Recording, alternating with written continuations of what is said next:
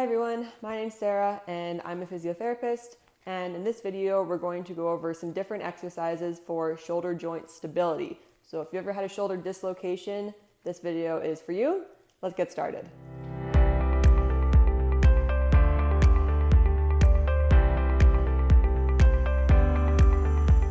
So let's start with going over some really good exercises for shoulder stability.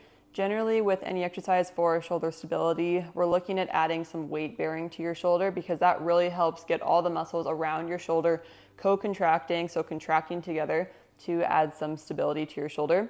A really good way to start with this is with some side planks, and I'll show you a couple different variations that you can try depending on your tolerance and your strength tolerance.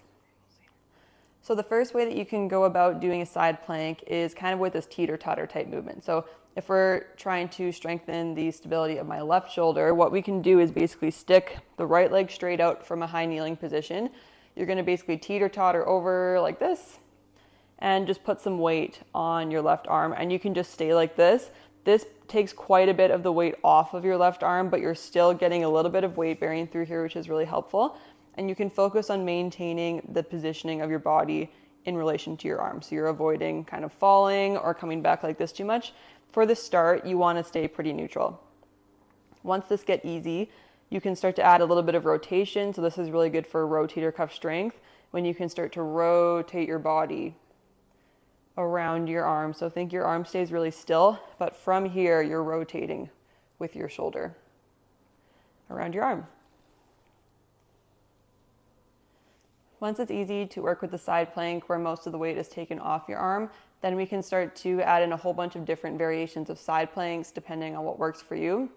So the first way you can go about it is a side plank from your knees and your elbow. This is really good for focusing on just getting your obliques, so the lateral part of your abdominals, and then also of course putting some weight through your shoulder to get some stability there. So you can start by having just your elbow on the ground and your knees on the ground, and you're going to think that you just lift your hips up by putting some pressure through your knees into the ground, and you're going to hold that.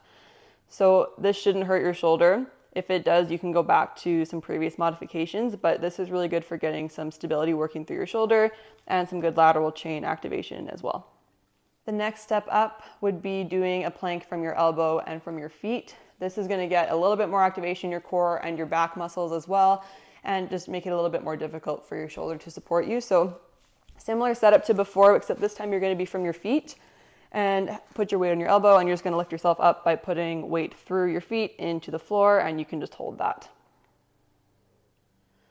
The final position that's the most challenging for your shoulder is to actually go up onto your hand. That just increases the lever length that your shoulder has to support, and it makes it a little bit more difficult for that stability piece. So you can start with having your hand kind of in a neutral rotation. You don't want to have it to this way or this way, kind of have it just neutral when you're coming up to support yourself.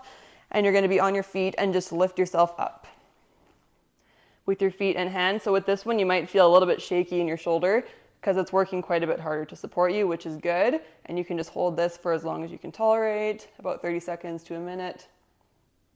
And if you feel like that's easy, the last thing that you can do is add some rotation, kind of like we did in the previous one, when you're just basically rotating around your arm to get some rotator cuff activation.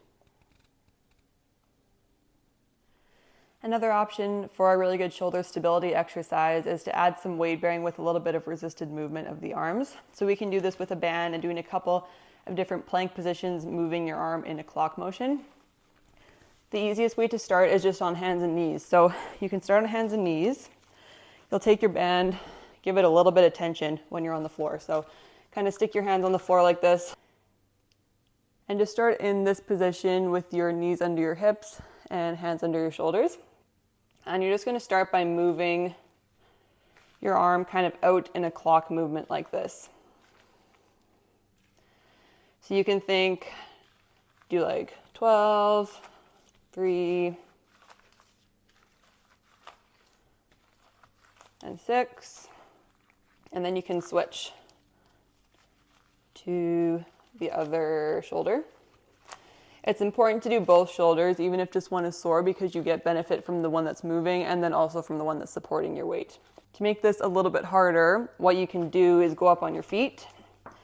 And so a little bit more force is going through your shoulders, and then you can do the same thing.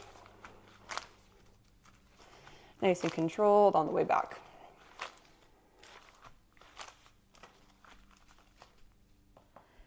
Another great way to improve shoulder stability is to add in some plyometrics for the shoulder. What plyometrics are just fast movements that can be reactive. So something like catching and throwing, jumping is a plyometric movement. Olympic lifting, like a clean, is kind of a plyometric because you're doing it super quickly. We're going to use a ball to basically bounce on the ground in side lie for this exercise. So you'll start just by lying on your side. And all you're going to do is just take your ball and bounce like that. It's pretty challenging. This ball is a little bit bouncy, but it's not enough, I think. But yeah, you're just going to practice bouncing your ball.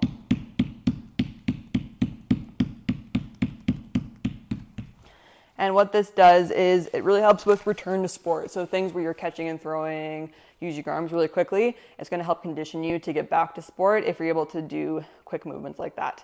You can also do the same thing on a wall. So if you go to a wall and you're going to catch and throw the ball on a wall, that's another option as well. And that's it for our exercises on shoulder stability. I hope this helps with the recovery of your shoulder injury, and I'll see you next time.